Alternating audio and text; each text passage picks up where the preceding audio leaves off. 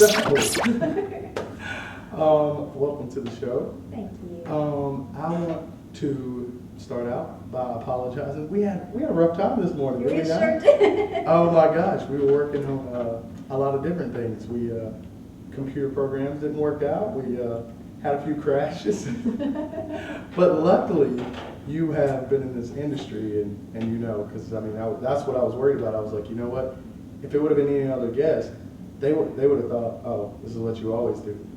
And we're kind of faking it because the boards aren't working. We're doing with the loud mics. You see the loud mics here. I need to stop talking. So, who am I speaking to today? My name is Valerie Menzel. Okay, and thank you for coming today. Thank you.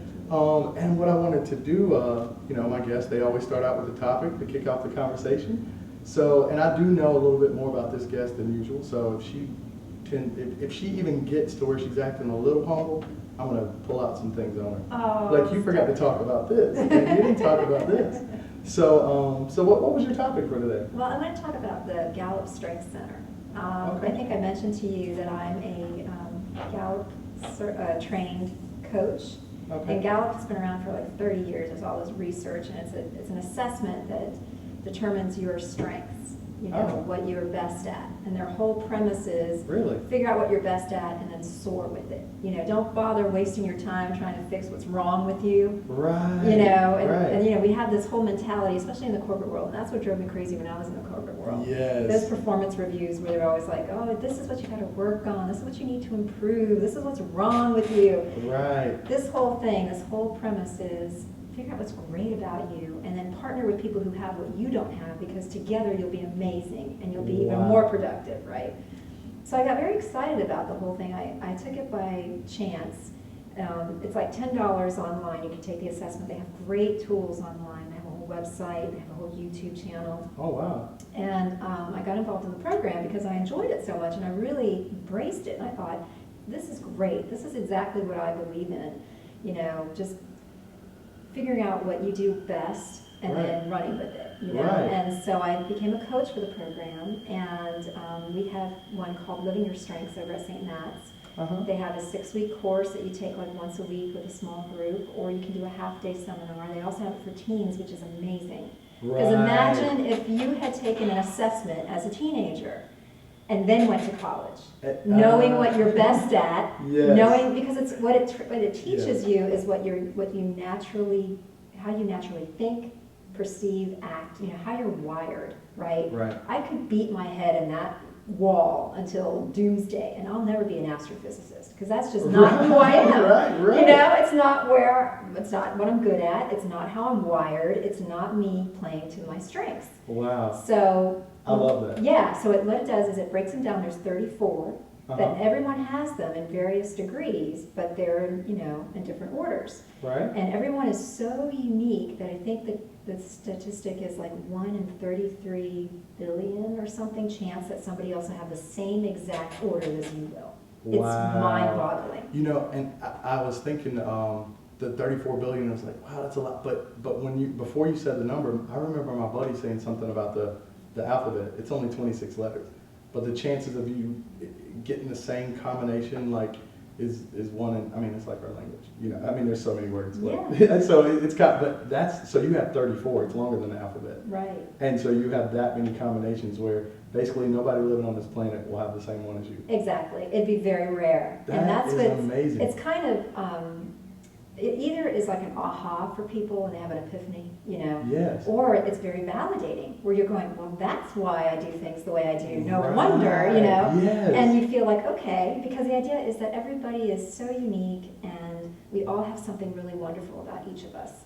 And if we work together, you know, wow, you know, how amazing and powerful will we be? Yes. If I'm, you know, it's like there's one that's called relator and there's one that's called a woo, and woo is winning over others. And they're the people who like have a million friends, they know everybody and everyone, you know, there's no stranger to them, right? Right. And a relator is somebody who's a little more of an introvert and they have a small group of very tight friends, you know, people that they're have deep relationships with, right? Right.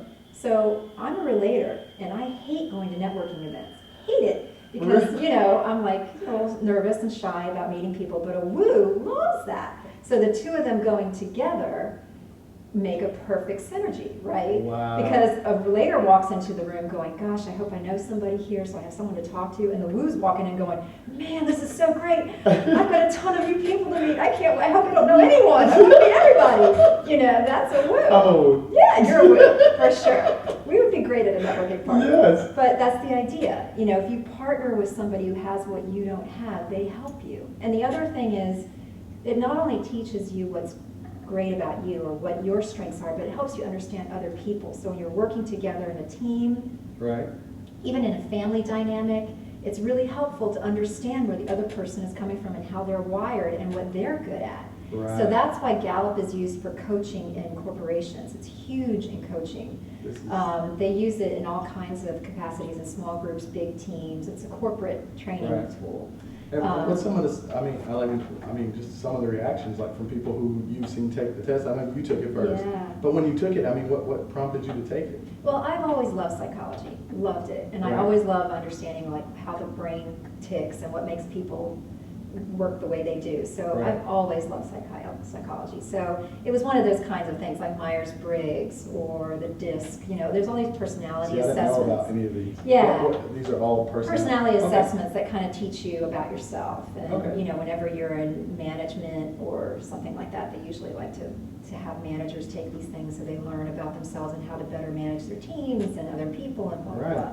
There's something called 360, and there's a whole bunch of them. Right, but they're all out there because it's useful. Obviously, you know, if you have a manager and, you know, say he's making 6-7 figures and you give him this test, that means it's really important and it's really going to help you out with what you're doing. Right. Well, that's what I said. You know, if you can figure out, like for instance, you know, they're all broken down into categories. Right. One's strategic thinking, one's relationship building, you know. Those sounds so neat. It's very, very cool. And anybody can take it? Anyone can take it. How do you post the website? I think it's strengthscenter.com.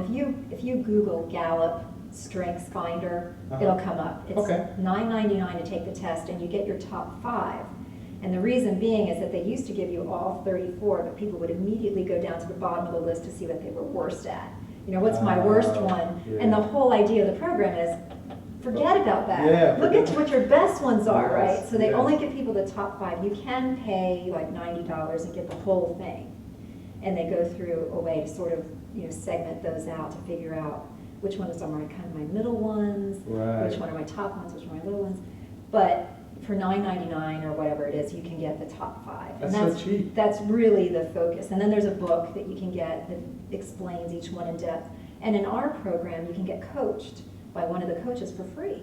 Wow. You can go to the program that's, you know, 6 weeks or a half day or whatever, or you can go sit with the coach, you know, and they can help you kind of figure it out and talk through it and kind of piece it together and figure out how it will help you in your life. Because they would help you to figure out where you best fit in a group situation. Like I was saying, if you have a volunteer group, for example, and I'm really good with people, but Joe is really great at strategic thinking. So we're going to be really great if we have somebody in each area, you know, of the group.